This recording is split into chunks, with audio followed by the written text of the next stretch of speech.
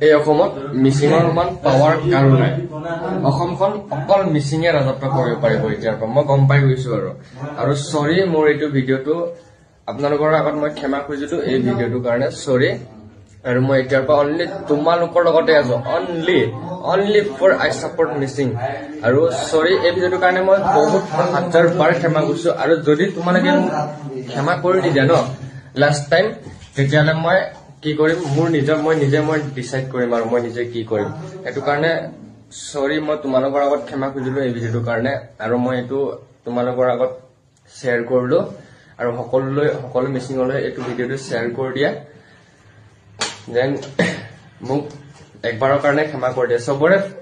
সবৰে first time একবাৰ সবৰে ভুল হয় আৰু মোৰ এনেকা ভুল হৈ গল সৰি আৰু অসমত মিচিং কিং হৈ থাকিব So, thank you.